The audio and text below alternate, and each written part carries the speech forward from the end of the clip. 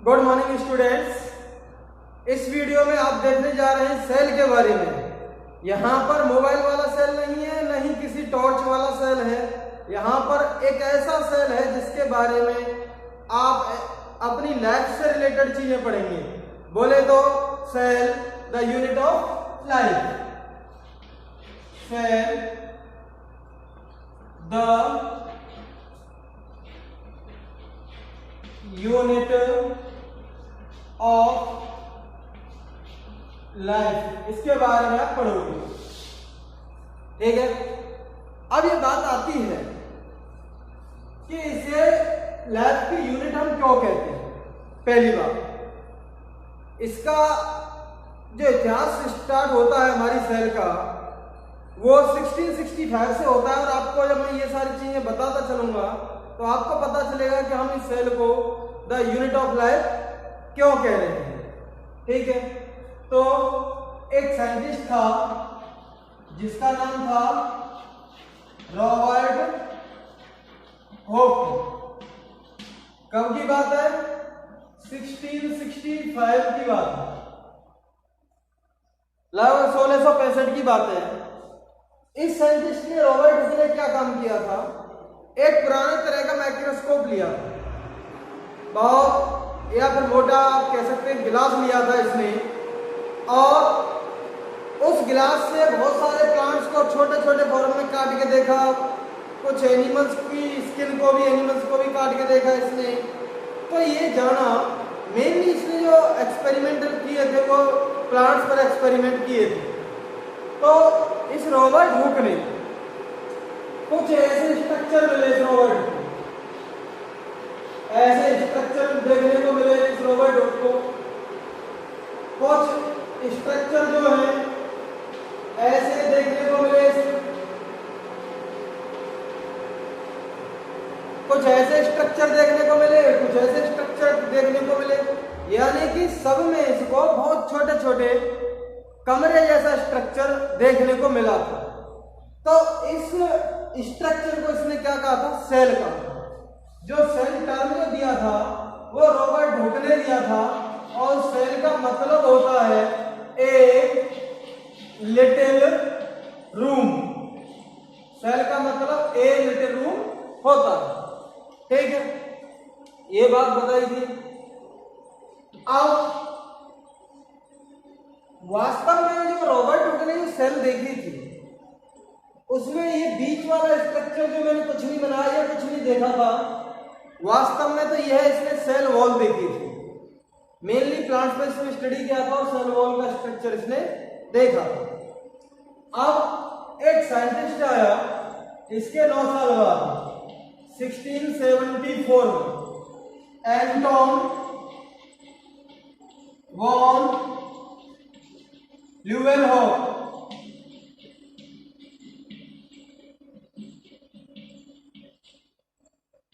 Anton von Leeuwenhoek ये scientist कब आया था? 1674 में। और इसने कुछ रेड ब्लड सेल्स के बारे में बताया, रेड ब्लड सेल्स देखी और पुराने तरह की, इससे थोड़ी डेवलप माइक्रोस्कोप को बनाया। इसने हमारे पैरामीशियम को देखा, अमीबा को देखा और कुछ रेड ब्लड सेल्स के बारे में देखा। तो जो फर्स्ट लिविंग सेल जो देखी है वो किसने देखी है? एंटोन वॉन ल्यूवेनहॉक ने देखी। कब देखी थी? 1674 में देखी थी फर्स्ट लिविंग सेल। ठीक है। तो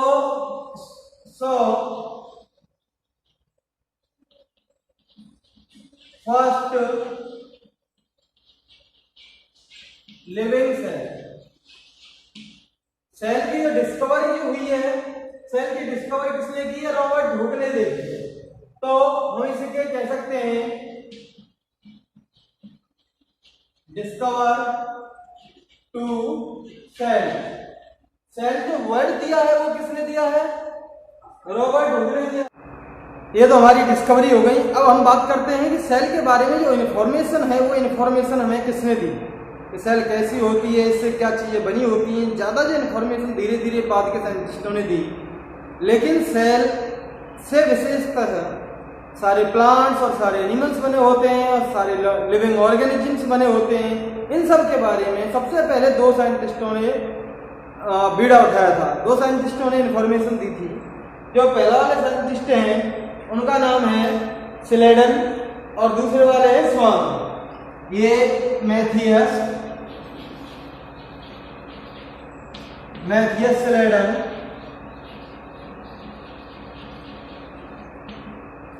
ये 1830 की बात।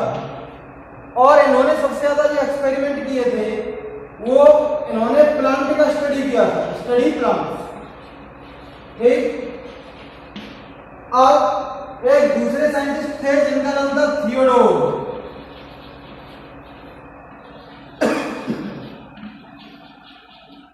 थियोडोर स्वाम। ये 1838 की बात थी और ये 1839 में। अपना सबसे ज्यादा जो स्टडी किया था वो सबसे ज्यादा किस पर किया था? उन्होंने स्टडी एनिमल्स का। तो दो साइंटिस्ट मैंने बताए, Matthias Schleiden and Theodore Schwann. Schleiden ने प्लांट्स पर स्टडी किए थे, स्वान ने एनिमल्स पर स्टडी किए थे। आप यहां पर कैसे लिंक बनाओगे? तो स्वान का मतलब होता है कुत्ता। स्वान निद्रा तद्यच एक संस्कृत में श्लोक भी है। स्वान का मतलब कुत्ता, कुत्ता क्या होता है? एनिमल। तो इसलिए स्वान ने किस पर स्टडी किए हैं? एनिमल्स पर स्टडी किए हैं। ठीक, SCHWAN इसकी ये स्पेलिंग है। अब बात ये आती है कि इन्होंने बहुत ज्यादा स्टडी किया था प्लांट्स और एनिमल्स पर। उसके बाद इन्होंने कुछ इंफॉर्मेशन बताई, कुछ सूचना ऐसी बताई जैसे सारे प्लांट्स और एनिमल्स एक एक कमरे ऐसे स्ट्रक्चर के बने होते हैं जिन्हें हम क्या कहते हैं? Cell. All plants and animals are made up of cells. और इन्होंने बताया कि जो जिंदगी के लिए जो जरूरी चीज है वो क्या है? हमारी सेल है। Cell is the basic unit of life. तो इसके बारे में इन्होंने बताया था। ठीक है, तो अब एक बात ये आती है कि इनसे जब पूछा गया कि भाई नई सेल कैसे बनती है, नई सेल कैसे बनती है, तो ये तो अपना सिर खुजलाने लग गया कि भाई नई सेल किससे बनती है, ये तो पता ही नहीं है। तो फिर इसका जवाब जानने के लिए हमें कुछ टाइम का इंतजार करना पड़ा और वो बात हुई 1855 की। 1855 तक हमें इंतजार करना पड़ा। एक साइंटिस्ट आया जिसका नाम था Rudolf विर्को।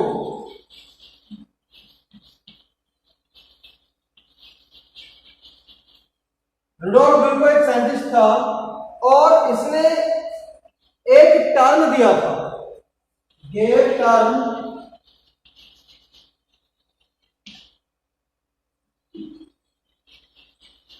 omnis cellula e cell। उन्होंने एक टर्म दिया था omnis cellula e cellula या omnis cellula e celluli। तो उसका मतलब है इस टर्म का कि always new cells arise from pre existing sales. हमेशा नई सेल्स पुरानी सेल से मिलकर बनती है। इन्होंने ये टर्म दिया था। तो हम कह सकते हैं, फिर उन्होंने और कुछ टर्म्स जोड़े जैसे all living organisms are made up of cells. Cell is the structural and functional unit of life. Cell जो है, जितनी लैब से रिलेटेड स्ट्रक्चर्स की जरूरत पड़ती है वो सारे सेल्स में प्रेजेंट हैं। जितनी लैब से रिलेटेड हमारे फंक्शंस की जरूरत पड़ती है वो भी सारे फंक्शन सेल में होते हैं। तो ये जो है हमारे किसने बताया था? रुडोल्फ विर्को ने बताया था कि all living cells are made up of cells, all living organisms are made up of cells and always new cells arise from pre existing cells. अगला वाला ये जो था कि cell is the structural and functional unit of life. तो modern cell theory जो है वो किसने दी है? रुडोल्फ विर्को ने दी है। और जो नॉर्मल जो सेल थ्योरी की बात करते हैं वो मैथियस स्लेडन एंड थियोडोर स्वान ने दी है। तो यहाँ पर सेल थ्योरी आएंगी। सेल थ्योरी किसने दी? स्लेडन एंड स्वान ने। मॉडर्न सेल थ्योरी किसने दी? रुडोल्फ विर्को ने। यानी कि सेल थ्योरी को और मॉडिफाई कर दिया ओमनी सेलुला ई सेलुला कॉन्सेप्ट देने के बाद। ठीक, अब ये जो सेल है ये होती कैसे है इनके बारे में हम बात करते हैं। और सबसे बड़ी सेल कौन सी है, सबसे छोटी सेल कौन सी है, सबसे लंबी सेल कौन सी है, इनके बारे में हम बात कर लेते हैं। ठीक है, देखिए जो नॉर्मल स्ट्रक्चर है सेल का, हम सेल को दो तरह के फॉर्म में बांटेंगे, टाइप्स ऑफ सेल। पहली वाली है प्रोकैरियोटिक सेल और दूसरी वाली है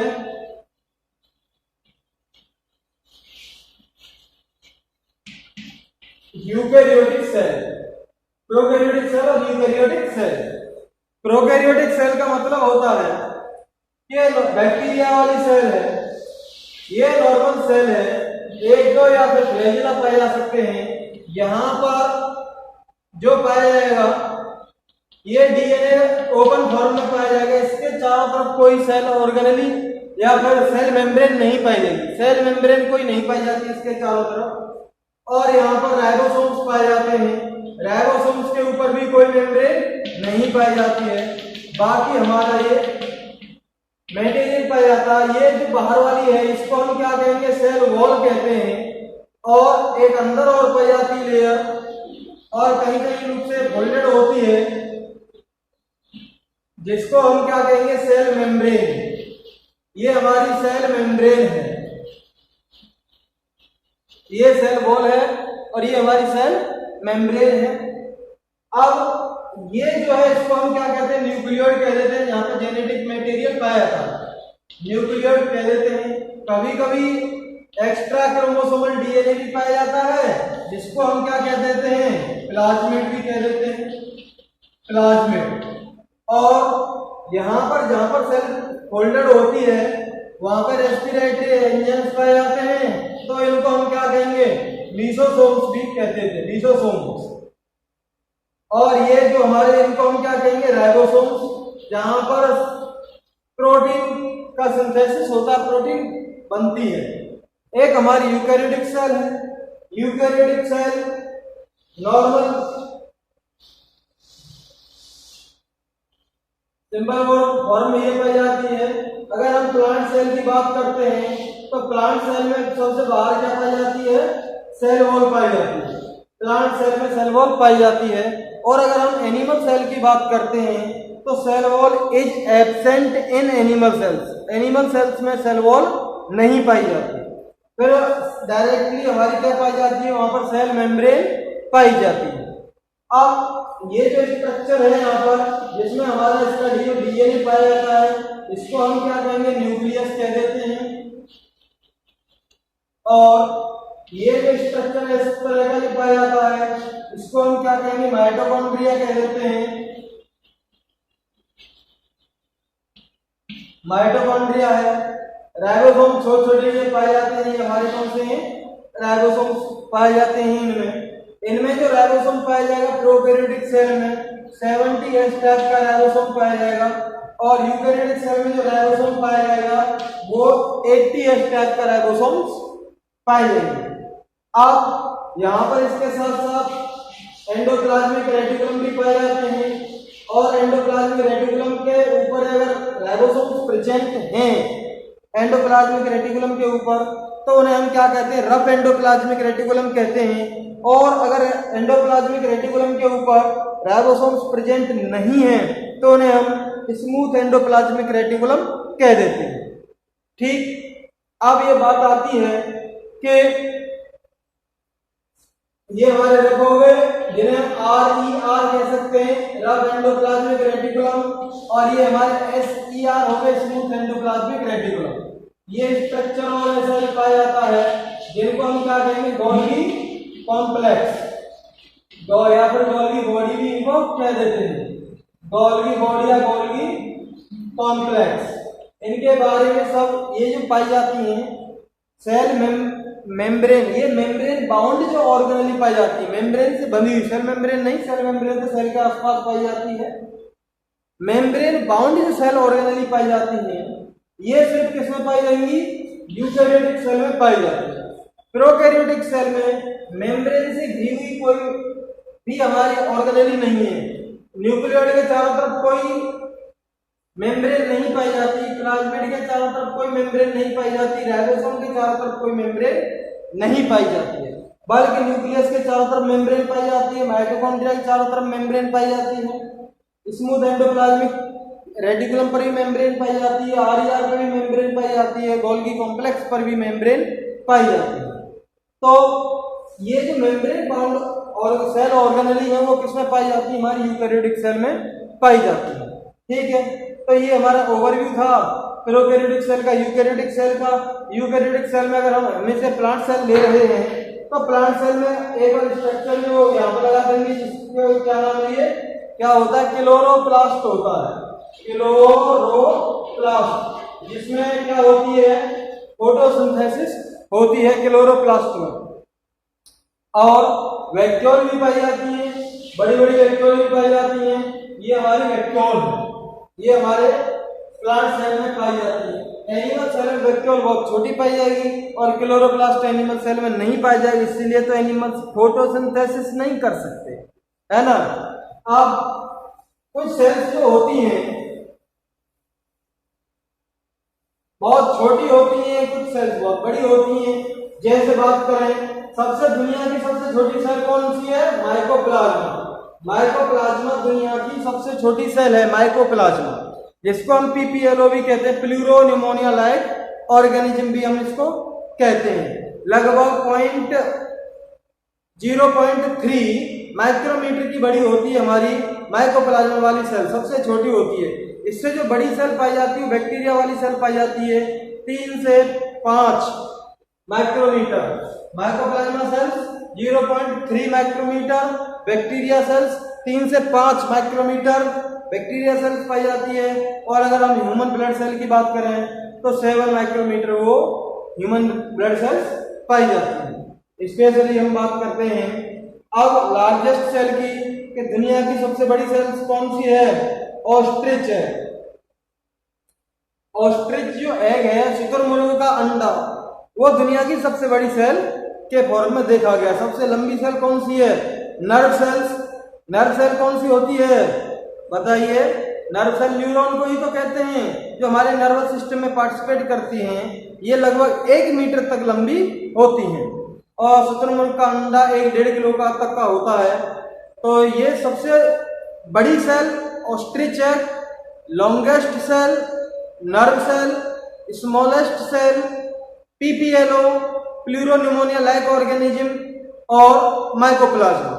अब सेल के शेप की बात कर लेते हैं। सेल का जो शेप होता है ये कोलुमिनर फॉर्म में भी होता है, इस तरह का भी होता है, सर्कुलर फॉर्म में भी होता है, ओवल फॉर्म में भी होता है, तो इस तरह का स्फेरिकल फॉर्म में भी होगा।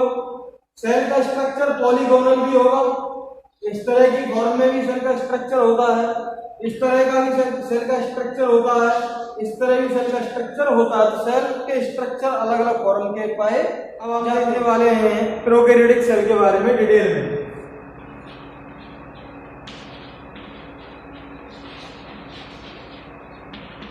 Prokaryotic cell, prokaryotic cell normally किसमें पाई जाती है? बैक्टीरिया में पाई जाती है। प्रेजेंट इन बैक्टीरिया या bacteria are made by prokaryotic cell. अच्छा, अब बात आती है ये प्रोकैरियोटिक सेल जो है इसका स्ट्रक्चर कैसा है उसके बारे में बात कर लेते हैं। प्रोकैरियोटिक सेल ये जो बाहर वाली जो लेयर होती है इसको हम क्या कहते हैं? ग्लाइकोकैलिक्स।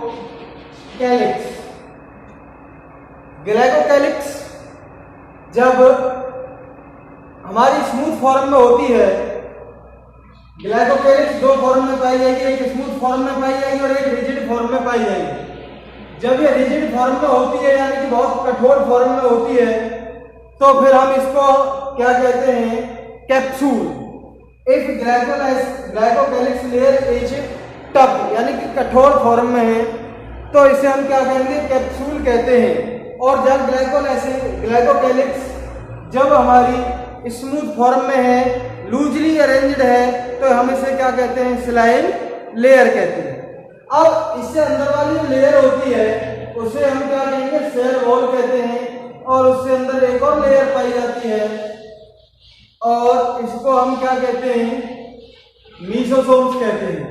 इसको अंदर वाली लेयर को इसको हम क्या कहेंगे, सेल वॉल, सेल मेम्ब्रेन कहेंगे, सेल मेम्ब्रेन।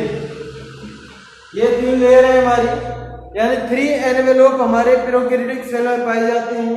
सबसे बाहर वाली लेयर ग्लाइकोकेलिक्स, इसकी 2 फॉर्म होती हैं। जब लूजली अरेंज्ड होती है स्लाइम लेयर कहते हैं और जब टफली अरेंज्ड होती है इसे तो हम क्या कहते हैं, कैप्सूल इसे कहते हैं। और सेकंड नंबर वाली जो लेयर पाई जाती है उसको हम सेल वॉल कहते हैं।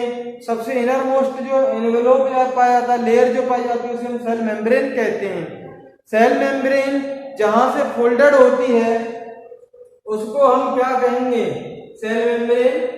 जहां से एक स्पेशल है, ये जो है सेल वॉल को बनाने का काम करते हैं, वेसिकल से फॉर्म में निकलती रहती है ये, तो सेल वॉल बनाने का काम करते हैं।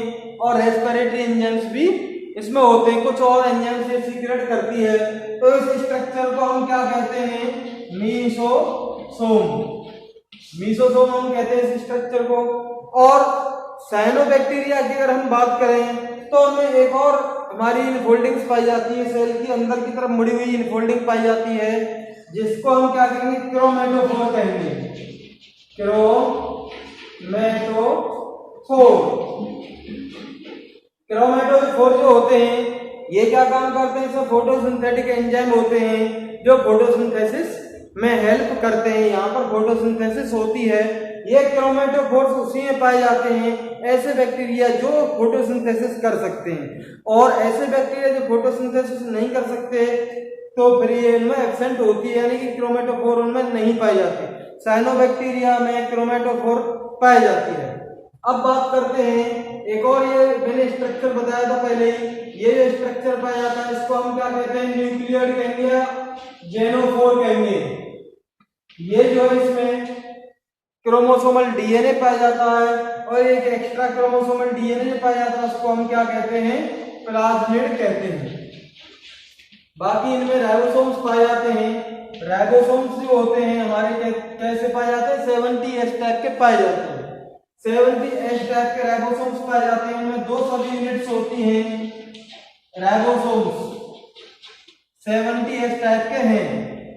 70S टाइप, एस का मतलब जो होता है सेडिमेंटेशन कोएफिशिएंट है यहाँ पर, एस का मतलब यानी कि श्वेतवर्ग यूनिट के बारे में हम ले सकते हैं। श्वेतवर्ग यूनिट है ये, जिसे हम सेडिमेंटेशन कोएफिशिएंट कहते हैं। ये डेंसिटी को मेजर करती है 70। अब इसकी 2 सब यूनिट पाई जाती है राइबोसोम की, एक छोटी स्मॉल सब यूनिट और एक लार्ज सब यूनिट।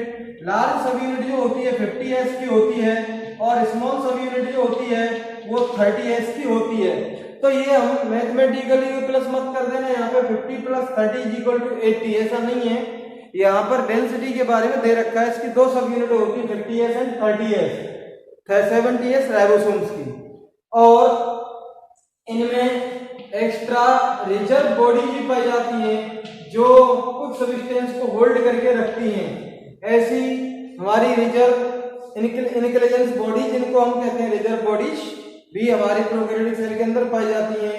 जैसे फॉस्फेट ग्रेन्यूल्स के फॉर्म में, साइनोफाइशियन ग्रेन्यूल्स के फॉर्म में, एक्सेट्रा एक्सेट्रा, ये हमारी रिजर्व बॉडीज भी पाई जाती हैं। अब ये बात करते हैं कुछ ऐसे बैक्टीरिया जो मोटाइल होते हैं। बैक्टीरिया 2 तरह के होते हैं, नॉन मोटाइल भी होते हैं और मोटाइल भी होते हैं। ऐसे बैक्टीरिया जो नॉन मोटाइल होते हैं तो वो तो सिंपल ऐसे फॉर्म में पाए जाएंगे, और ऐसे बैक्टीरिया जो जो मोटाइल होते हैं तो इनमें हमारे फ्लैगेला भी पाए जाते हैं। इस तरह के फ्लैजेला एक भी पाया जाता है, दो भी पाए जाते हैं, एक पूरे सिरे पर भी पाए जाते हैं, दो सिरे पर पाए जाते हैं। कुछ कुछ बैक्टीरिया ऐसे भी हैं जो पूरे बैक्टीरिया की बॉडी पर फ्लैजेला पाए जाते हैं, यानी कि थ्रेड लाइक बहुत hair like structure present which help in movement to bacteria. अब बात ये आती है, ये this is the outer most part. Flagella के 3 पार्ट होते हैं। आउटर मोस्ट पार्ट पे हम क्या कहेंगे? फिलामेंट कहते हैं। फिलामेंट ये जो सेल के बाहर वाला जो स्ट्रक्चर होता है जो मूवमेंट करने में हेल्प करता है उसको हम क्या कहेंगे? फिलामेंट कहते हैं। और जो यहाँ पर धसा हुआ होता है उसको हम क्या कहेंगे? हुक कहते हैं। और जो अंदर की तरफ पूरा फ्लैजेला होता है उसको हम क्या कहेंगे? Basal body. उसको हम बेसल बॉडी कहते हैं। So there are the 3 parts of flagella. Filament, it is the outermost part and longest part. Basal hook, it is the second part of the flagella and which present surface of bacteria. Basal body which present inside the bacteria and it is the innermost part of the flagella. अब flagella क्या काम कर रहा था? Movement करने में help कर रहा था। फ्लैजेला के साथ साथ पिली और फिम्बरी भी पाए जाते हैं जो मूवमेंट नहीं करते हैं। एक ये भी पिली जो है हेयर लाइक बहुत छोटे छोटे स्ट्रक्चर होते हैं, फिम्बरी कड़े बाल जैसा स्ट्रक्चर होता है, बहुत कड़ा बाल जो होता है उस जैसे स्ट्रक्चर हमारे पिली और फिम्बरी पाए जाते हैं। ये फिम्बरी कड़े बाल जैसा स्ट्रक्चर है और नॉर्मली बहुत छोटा हेयर जैसा स्ट्रक्चर होता है, बहुत छोटा सा, उसे हम कहते हैं पिली। ये 2 स्ट्रक्चर और पाए जाते हैं हमारे बैक्टीरिया में जो होस्ट टिश्यू से चिपकने में हेल्प करते हैं या फिर किसी सबस्ट्रेटम से इसे अटैच कराने में हेल्प करते हैं। तो ये भी हमारे 2 मेन इसके पार्ट पाए जाते हैं। अब ये बात आ जाती है कि ये तो हमारा स्ट्रक्चर हो गया नॉर्मली एक बैक्टीरिया का। अब बैक्टीरिया के टाइप्स कितने हैं या प्रोकैरियोटिक सेल का ये स्ट्रक्चर हो गया, प्रोकैरियोटिक सेल के टाइप कितने हैं? तो ये प्रोकैरियोटिक सेल जो होती है यानी कि बैक्टीरियल जो सेल होती है इसके मेनली 4 पार्ट होते हैं, 4 टाइप होते हैं, 4 तरह के हमारे बैक्टीरिया होते हैं। ठीक, किसके बेस पर हम बात कर रहे हैं? इनकी शेप के बेस पर बात कर रहे हैं। ऐसे कुछ होते हैं बैसिलस।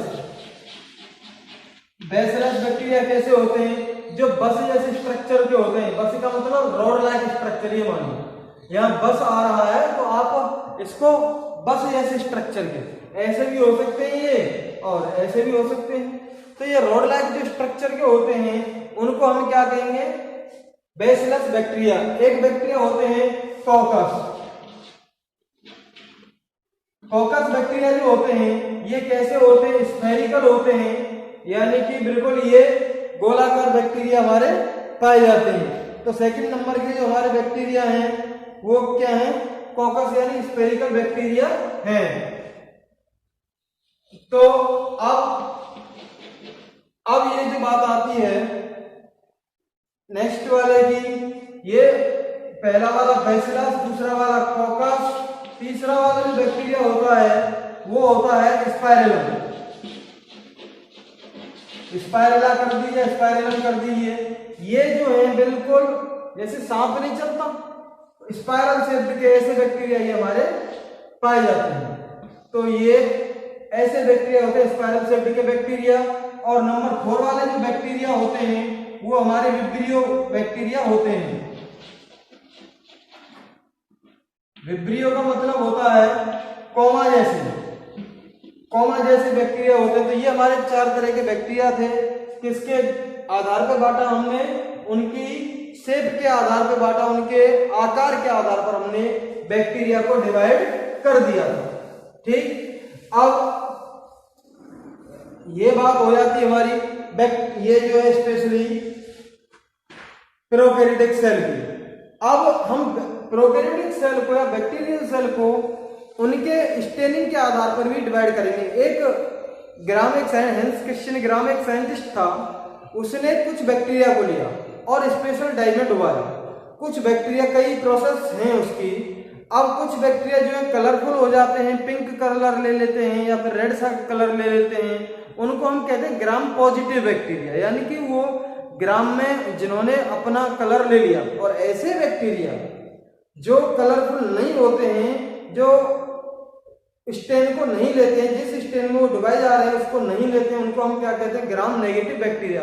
तो ग्राम स्टेन के बेसिस पर बैक्टीरिया को भी हम दो टाइप में डिवाइड कर सकते हैं, ग्राम पॉजिटिव जो कलरफुल हो जाते हैं, जो ग्राम स्टेन को ले लेते हैं, और ग्राम नेगेटिव बैक्टीरिया जो हमारे बैक्टीरिया कलरफुल नहीं होते, ग्राम उसको नहीं लेते, ग्राम स्टेन को नहीं लेते हैं।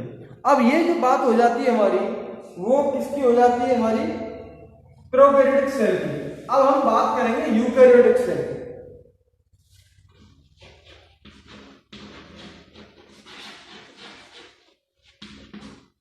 यूकैरियोटिक सेल में दो तरह की सेल्स के बारे में आप बेसिकली पढ़ोगे, एक प्लांट सेल होती है और एक एनिमल सेल होती है।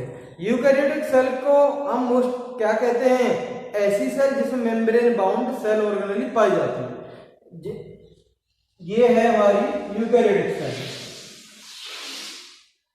इनमें जो पाई जाएगी, जैसे हमारा क्या पाया जा रहा है, यहाँ पे न्यूक्लियस पाया जा रहा है, न्यूक्लियस के चारों तरफ मेम्ब्रेन पाई जाती है जिसको हम कहते हैं न्यूक्लियर मेम्ब्रेन। तो मेम्ब्रेन बाउंड सेल ऑर्गेनेली पाई जा रही है। ऐसी ऑर्गेनेली जो सेल के अंदर पाई जाती है, जो भी चीज सेल के अंदर पाई जाती है ऑर्गेनेली के फॉर्म में, उनको हम क्या कहेंगे, सेल ऑर्गेनेली। जिनमें मेम्ब्रेन पाई जाती है उन्हें मेम्ब्रेन बाउंड सेल ऑर्गेनेली किसमें पाई जाती है, हमारी यूकैरियोटिक सेल में पाई जाती है। और ऐसी सेल जिसमें मेम्ब्रेन बाउंड सेल ऑर्गेनेली नहीं होती, यानी कि जिन सेल ऑर्गेनेलीज पर मेम्ब्रेन नहीं होती है, उस सेल को हम क्या कहते हैं, प्रोकैरियोटिक सेल कहते हैं। ठीक है, अब ये देखिए हम यूकैरियोटिक सेल की बात कर रहे हैं। यूकैरियोटिक सेल में दो तरह की सेल होती है, प्लांट सेल होती है और एक एनिमल सेल होती है। प्लांट सेल और एनिमल सेल में मेन डिफरेंस देख लीजिए। प्लांट सेल में जो होता है, सबसे बाहर की तरफ हमारा क्या पाया जाता है, सेल वॉल पाई जाती है। एनिमल सेल में सेल वॉल नहीं पाई जाती। पहली वाली बात हो गई। दूसरी वाली बात क्या है, प्लांट सेल में क्लोरोप्लास्ट पाया जाता है, एनिमल सेल में क्लोरोप्लास्ट नहीं पाया जाता। अरे भैया, क्लोरोप्लास्ट अगर हमारे अंदर होता तो आराम से हाथ हम विंडो से बाहर निकाल देते, हाथ अपना विंडो से बाहर निकाल देते और फोटोसिंथेसिस चालू हो जाती। फिर हमें क्यों जरूरत थी इधर उधर घूमने की, जिससे हम अपना पेट भर सकें। तो chloroplast is absent in animal cells, cell wall is absent in animal cells, large central vacuole is absent in animal cells. Animal cell में लार्ज सेंट्रल वैक्यूल भी एब्सेंट होती है, क्योंकि एनिमल सेल में एक्सक्रीशन टाइम टू टाइम होता रहता है। Animals जो होते हैं बाहर एक्सक्रीशन करते रहते हैं, जबकि प्लांट्स जो होते हैं उनमें जो वेस्ट प्रोडक्ट होते हैं मोस्टली वो हमारे किसमें डिपॉजिट होते रहते हैं, वैक्यूल में डिपॉजिट होते रहते हैं। तो ये तीन मेनली डिफरेंस थे। छोटा सा और लिखना चाहें तो लिख सकते हैं आप, सेंट्रियोल ये एनिमल सेल में पाया जाता है, सेंट्रियोल एनिमल सेल में पाया जाता है। फिर बता दिया, सेंट्रियोल प्लांट सेल में नहीं पाया जाता, प्लांट सेल में सेंट्रियोल नहीं पाया जाता है। तो आप चार डिफरेंस लिख सकते हैं लिखना चाहें तो। अब यूकैरियोटिक सेल में जो मैं यहाँ पे बनाने जा रहा हूँ वो हम क्या बनाने जा रहे हैं, प्लांट सेल का डायग्राम मैं आपको बनाने जा रहा हूं, जिससे आपको समझाऊंगा कि ये प्लांट सेल हमारी क्या है। देखिए, ये बाहर वाली जो लेयर पाई जा रही है जो मैं बना रहा हूं, इसको हम क्या कहते हैं, सेल वॉल कहते हैं। ये है हमारी सेल वॉल। एक सेल ये होगी हमारी और दूसरी सेल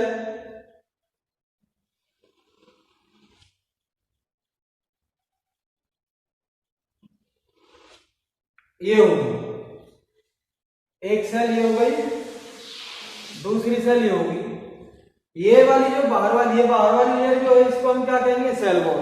सेल वॉल जो होता है इसे हमेशा याद रखना, ये नॉन लिविंग स्ट्रक्चर होता है। सेल में ऐसा कौन सा स्ट्रक्चर है जो नॉन लिविंग होता है, वो पाया जाता है सेल वॉल। ये कठोर होती है, प्लांट सेल में पाई जाती है तो प्लांट सेल को कठोरपन देती है, प्लांट्स को कठोरपन देती है। एनिमल को हम ऐसे खींच सकते हैं, ऐसे पकड़ सकते हैं, ऐसे पकड़ रहे हैं कि नहीं।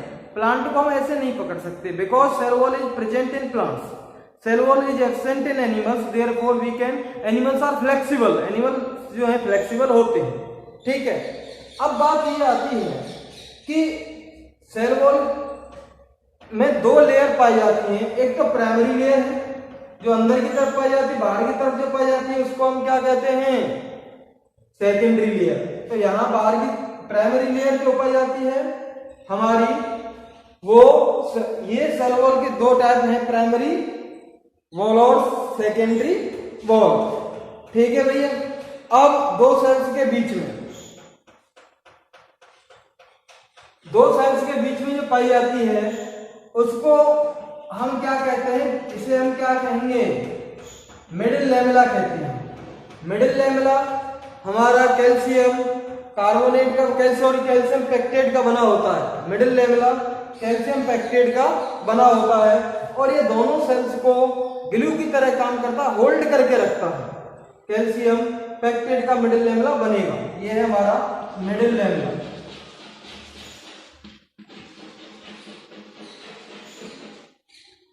प्राइमरी वॉल लेयर ये हमारी प्राइमरी है और ये हमारी सेकेंडरी है।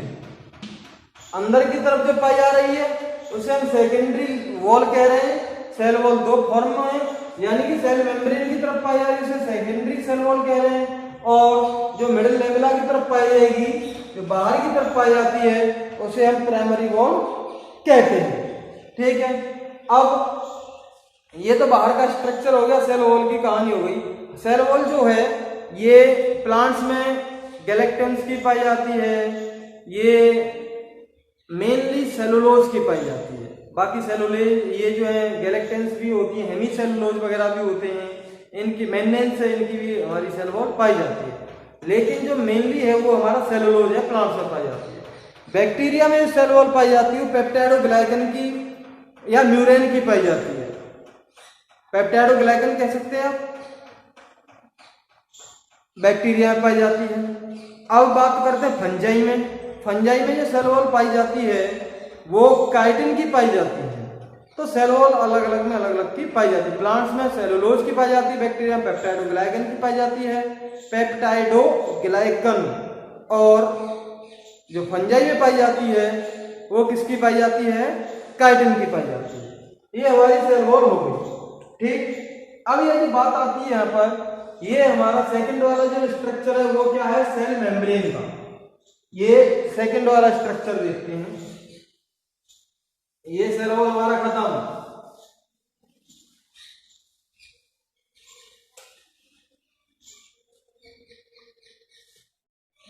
ये सेकंड वाला जो स्ट्रक्चर है, इनर मोस्ट जो ये इनर लेयर जो है इसको हम क्या कहेंगे, सेल मेम्ब्रेन। इसका दूसरा नाम प्लाज्मा मेम्ब्रेन भी है, तीसरा नाम इसे प्लाज्मा लेमा कहते हैं। मैगेली ने इसकी डिस्कवर की थी, ये बात है। अब ये सेल मेम्ब्रेन के बारे में देखते हैं। सेल मेम्ब्रेन जो है ये सेल के अंदर जो जाएगा और सेल से बाहर जो जाएगा उसको कंट्रोल करती है, उसे रेगुलेट करती है, यानी कि चौकीदार की तरह काम करती है। सेलेक्टिवली परमिएबल मेम्ब्रेन इसे कहते हैं। तो सेलेक्टेबल सब्सटेंस को बाहर से अंदर जाने देती है और सेलेक्टेबल सब्सटेंस को अंदर से बाहर आने देती है। ठीक।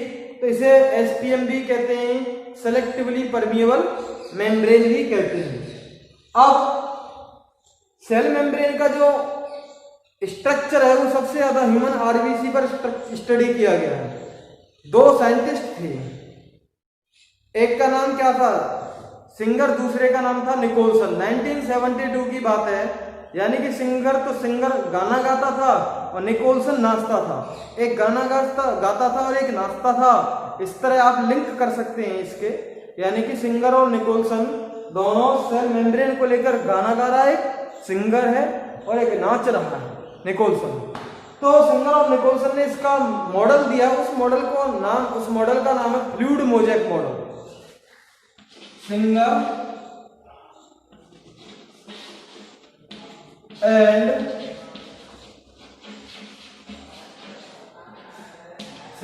निकोलसन ने इसका मॉडल दिया था। किसका मॉडल दिया था, स्ट्रक्चर दिया था, सेल मेम्ब्रेन का स्ट्रक्चर दिया। सिंगर और निकोलसन ने जो प्लाज्मा मेम्ब्रेन का स्ट्रक्चर जो दिया है उस मॉडल को हम क्या कहते हैं, fluid mosaic model.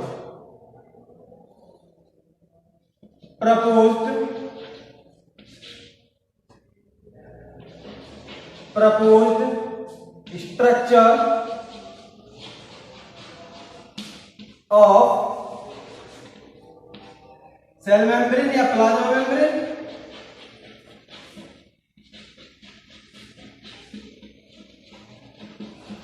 Cell membrane या प्लाज्मा मेम्ब्रेन का इन्होंने स्ट्रक्चर दिया था। किसमें दिया था? सिंगर और निकोलसन ने दिया था।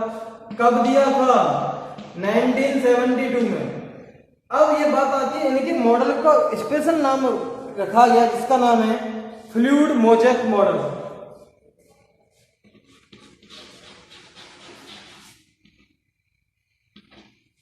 Fluid mosaic model, fluid mosaic model रखा गया। फ्लूइड मोज़ेक मॉडल का मतलब क्या है कि ऐसा मॉडल, यानी कि आप समझ सकते हैं कि जैसे समुद्र है, समुद्र में बहुत बड़े बड़े माउंटेन पड़े हुए हैं आइस के, तो ये समुद्र के जो फॉर्म है उसको हम क्या कहेंगे? लिपिड कहते हैं। लिपिड, लिपिड में जब प्रोटीन्स के पार्टिकल्स पड़े हुए होते हैं तो this structure is called fluid mosaic model. Fluid का मतलब उसमें जो है लूजनेस भी है। इस तरह के स्ट्रक्चर को हम क्या कहेंगे? फ्लूइड मोज़ेक मॉडल कहेंगे। अब ये जो स्ट्रक्चर है किस पर किया गया स्टडी? सबसे ज्यादा आरबीसी पर, ह्यूमन आरबीसी पर सबसे ज्यादा स्टडी किया गया है और बहुत सारे साइंटिस्टों ने भी इसका स्ट्रक्चर दिया था, लेकिन जो स्ट्रक्चर माना गया है वो सिंगर और निकोलसन का ज्यादा माना गया है, जिसको फ्लूइड मोज़ेक मॉडल कहते हैं। अब इसमें फ्लूइड मोज़ेक मॉडल में जो प्लाज्मा मेम्ब्रेन जो बनी होती है वो लिपिड और प्रोटीन की बनी होती है। प्लाज्मा मेम्ब्रेन हमारी किसकी बनी होगी? लिपिड और प्रोटीन की बनी होती है। लिपिड कितने परसेंट पाया जाता है और हमारी प्रोटीन कितने परसेंट पाई जाती है, इसको बारे में भी देख लेते हैं। प्रोटीन है हमारी, protein is present 52% and lipid is present 40%। 40% lipid पाया जाता है, 52% हमारी प्रोटीन पाई जाती है। अब बात आती है रेस्ट में बाकी और चीजें कहाँ पाई जाती है? बाकी जो हमारा बच रहा है 8% में, उसमें हमारा कुछ ग्लूकोज भी पाया जाता है, बहुत सारी चीजें उसमें और रिमेनिंग पार्ट्स में पाई जाती है। तो लिपिड जो पाया जाता है 40% पाया जाता है। अब ये देख लेते हैं इनका स्ट्रक्चर कैसा होता है। ये हमारा लिपिड के मॉलिक्यूल्स होते हैं।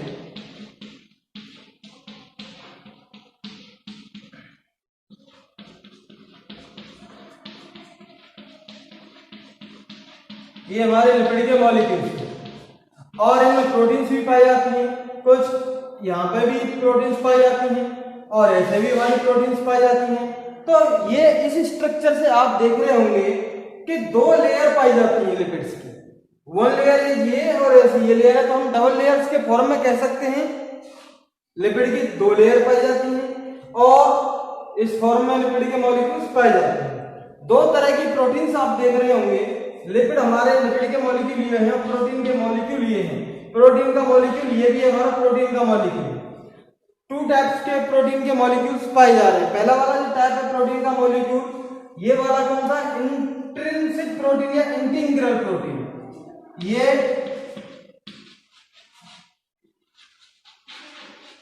इंट्रिंसिक प्रोटीन, ये हमारी इंट्रिंसिक प्रोटीन है और या फिर हम क्या कह सकते हैं? इंटीग्रल प्रोटीन भी कह सकते हैं। और ये जो प्रोटीन पाई जाती है इंट्रिंसिक प्रोटीन ऐसी पाई जाती है जो आर पार निकली हुई होती है, यानी कि ये हमारी कौन है? यही तो है हमारी सेल मेम्ब्रेन।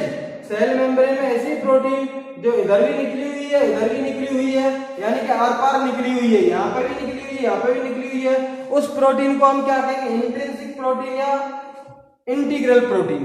ठीक है।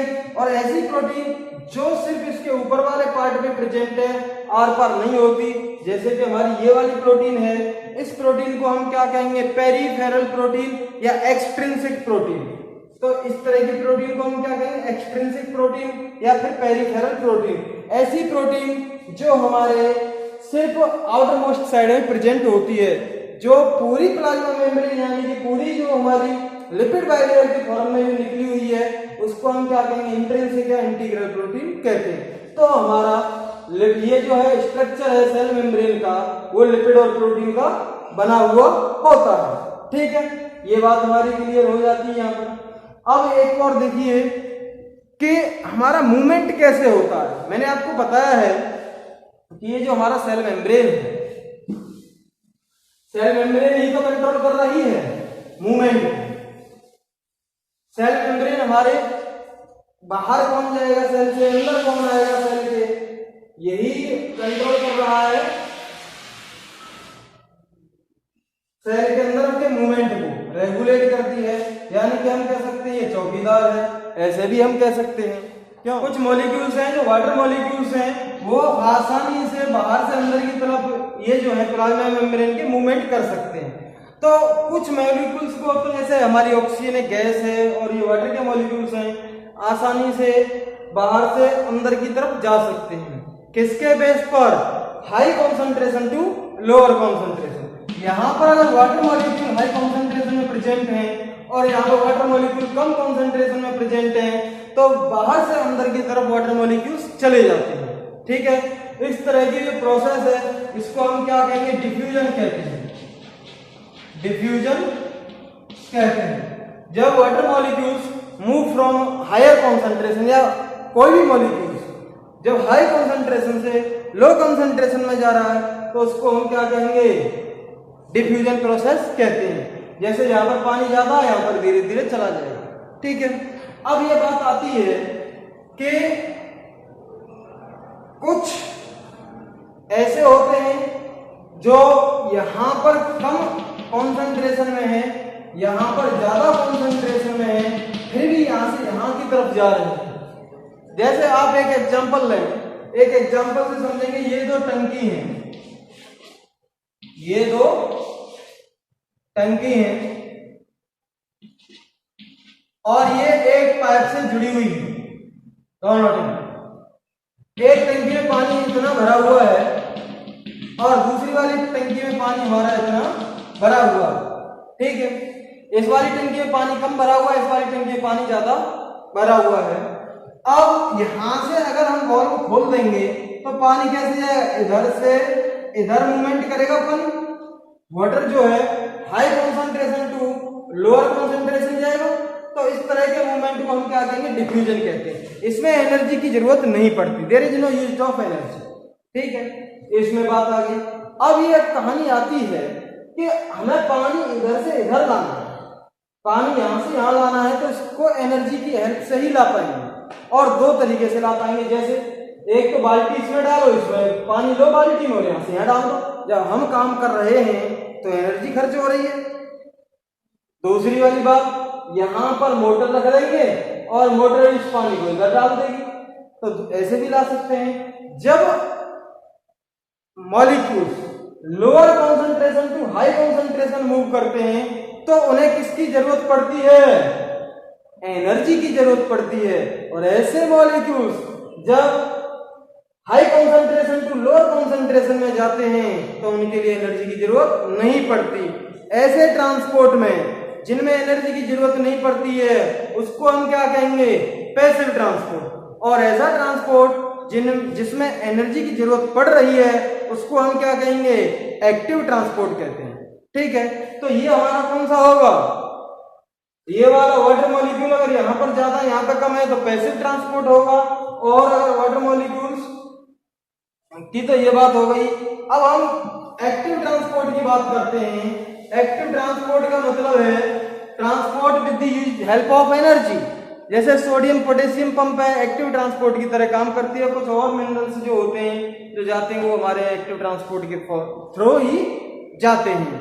तो ये हमारे ट्रांसपोर्ट थे दो, एक्टिव ट्रांसपोर्ट और पैसिव ट्रांसपोर्ट। और ये हमारा सेलेक्टिवली ये सेल मेम्ब्रेन का जो फंक्शन था वो मॉलिक्यूल्स को कंट्रोल करती है, कौन बाहर से अंदर आएगा और कौन अंदर से बाहर जाएगा। इसका स्ट्रक्चर किसने दिया था? निकोलसन एंड सिंगर ने दिया था 1972 में। और ये लिपिड और हमारा प्रोटीन की बनी होती है, इसके बारे में देखा। तो मिलते हैं आपको नेक्स्ट वीडियो में। Thank you very much for watching this video.